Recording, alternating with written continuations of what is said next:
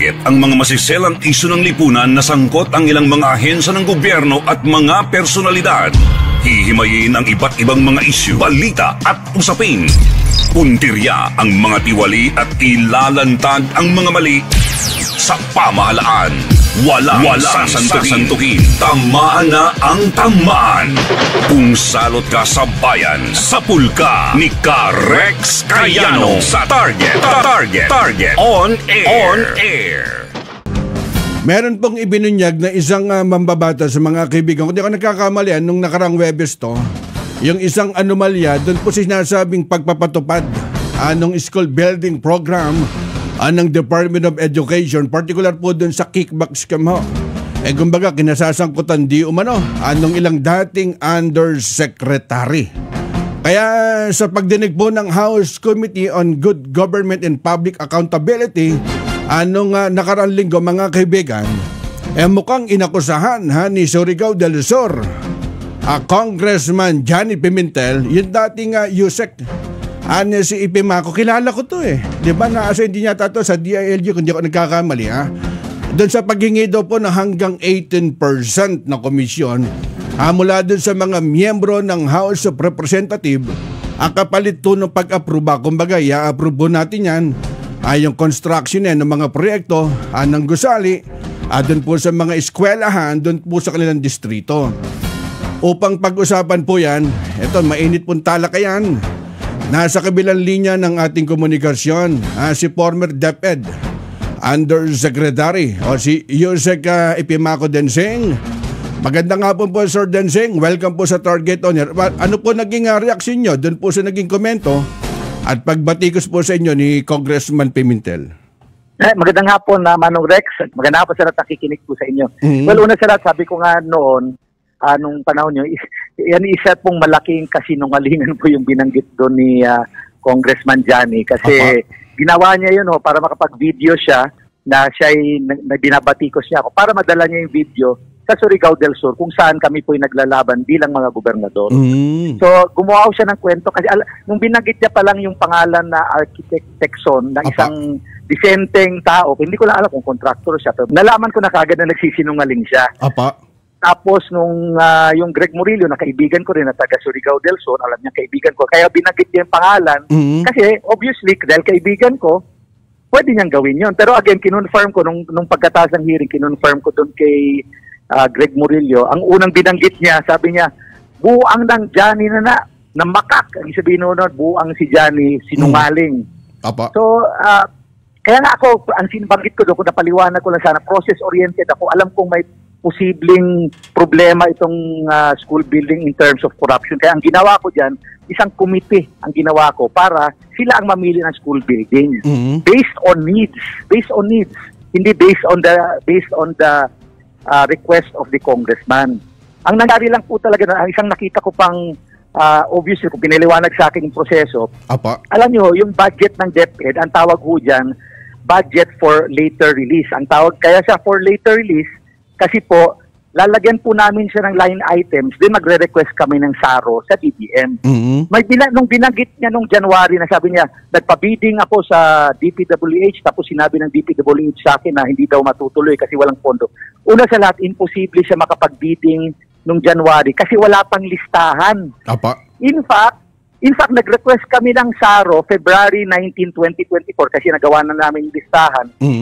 Lumabas yung SARO March 2024. So ano yung sinasabi niyang magpapabidding siya ng January?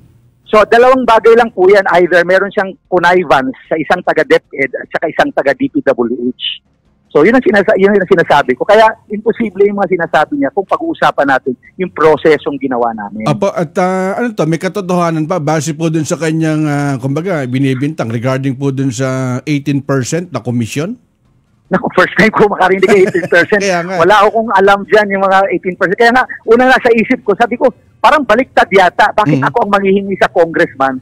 yung congressman at saka contractor o DPW, sila nag-uusap sa mga hingian. Tama po. Patapunta sa akin. Patapunta sa akin. Yung pong nabanggit na ginagamit ni Pimentel, itong House Committee on Good Government Public Accountability, ano po to? Para po sa political prosecution po ng dating DepEd official na kagaya niyo po? Kasi kung titingnan mo yung storyline ng hearing na yun, nakafocus yun sa confidential fund ng OVP, confidential fund ng DepEd. Pero kaisa-isang portion doon, yung kaming dalawa, nag-open siya. Tapos, pagkatapos pa ng hearing, siyempre, umalis na siya kagad kasi gusto niya lang ma-videohan na ako'y inaatake niya sa Kongreso. Kasi yun, pinapakalat niya sa Surigao del Sur dahil magkalaban nga kami. Kumbaga, ginamit lang po material sa inyo at kayo po'y naghain ng kandidatura bilang gobernador. Tama po yun. Nandito po kasi Surigao del Sur ngayon at medyo nakikinig ako sa mga tao ngayon kung ano mga problema dahil gusto kong itama yung mga 30 taon ng pagkakamali ng mga Pimentel dito. At kung kailan mo bibigyan ng pagkakataon ng taga Surigao del Sur, ano nakikita niyong problema dyan sa inyong probinsya? Ay, backward na po ang Surigao del Sur. Kung titingnan ho natin yung NEDA statistics ng 5 probinsya ng Surigao del Sur, in terms of palay production, fisheries, corn production, new investments, and job generation, yung 4 na probinsya ng Surigao Norte, Agusan, Dinagat, Agusan Norte, Agusan Sur, lahat sila positive. Pagdating ko sa Surigao del Sur, negative 27, negative 30, negative 26. In other words, puro negative growth ang Surigao del Sur based on NEDA statistics 22 to 23. So, ganun ka-backward ngayon, ganun ka-backward. Kumbaga, isang tao lang ang problema dyan. At sinabi niyo na po, yun na yun. Ano po pinaka-source of income ng inyong kababayan dyan sa Surigao del Sur? Supposedly, agriculture. Kaya lang, ang problema, walang investment o walang budget na nilalagay na tama para sa agriculture. For example, ang budget lang for agriculture dito sa Kapitolyo is 5 million pesos. Yung 5 million pesos, tama lang yan para bayaran mo yung mga sweldo ng mga agriculturists dito. So wala ka talagang programa para mapalaki agriculture. Kaya dito yung fisheries din, yung mga mangingisda, wala na rin nangingisda na yung mga malalaking isda, maliliit na lang nakukuha nila. So hindi na nila mabenta ng maayos. So low productivity in terms of fisheries. I think sa fisheries, Surigao del Sur is negative 27% growth. Sa palay production is negative 26% growth. Considering that Surigao del Sur is the biggest producer of palay in the whole region.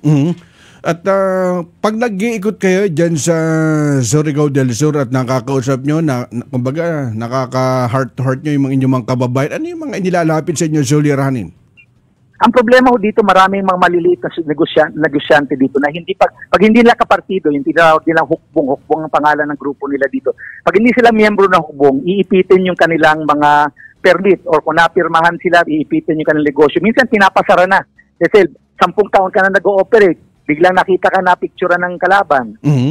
Ipapasara nila yung negosyo. Kaya ang isip namin dito, pinag-usapan namin, gusto ng tao. Sabi ko, kasi ako po yung sa DILG, ako yung nagpapa-implement ng Anti-Red Tape Authority. Pag ang mayor nangiipit ng negosyante, talagang pinapadalan ko ng notice to explain yung mayor para maitama. So ang gagawin namin dito, magpapasa kami ng resolution, hopefully pagkaupo namin, na pag ang negosyante nakapag-present ng lahat ng dokumento, kailangan issuean ng permit kaagad. Walang ipit-ipit. Kasi pag may negosyo ka, may kita, pambayad ng buwis sa gobyerno.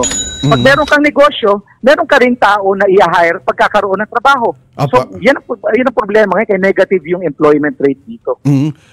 Siguro, kada pa meeting nyo, minumukaan din yung mga umaatin sa mga meeting nyo. Opo. Wala akong dyan. Medyo nakakaano lang dito dahil, alam mo, parang buwis buhay ako dito, hindi ko alam.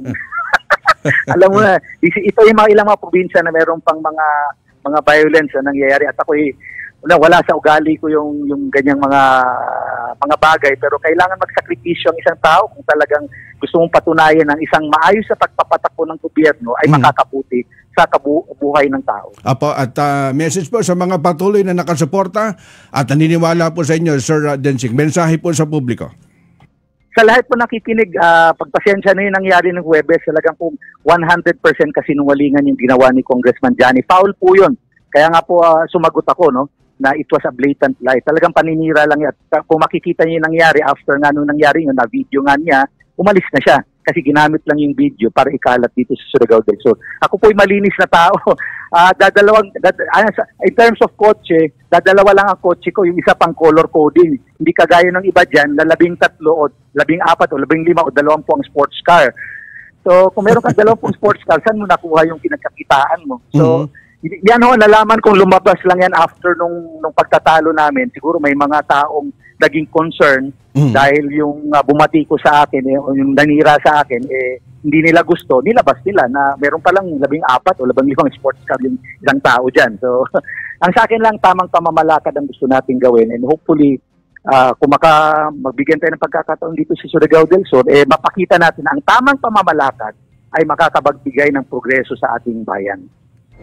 Okay, salamat po former DepEd Undersecretary Pimaco Densing at salamat po sa oras. Ingat po palagi. Kayo'y nakikinig sa Target On Air. Target On Air. Panatilihing masaya ang paglilibang, magtakda na oras at limitahan ang gastos sa paglalaro. Huwag magsugal kung nalulungkot. Huwag hayaang makasira ng buhay at pamilya. Para sa impormasyon ukol sa responsible gaming, tumawag lamang sa hotline number 02-8404-0171 o bisitahin ang www.casinofilipino.ph. Isang mensahe mula sa PAGCOR. Gambling is for 21 years old and above only. Keep it fun. Game responsibly.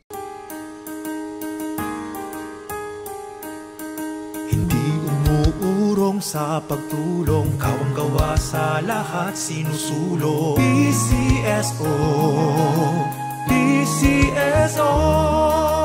Hindi umuurong sa pagtulong ang PCSO. PCSO.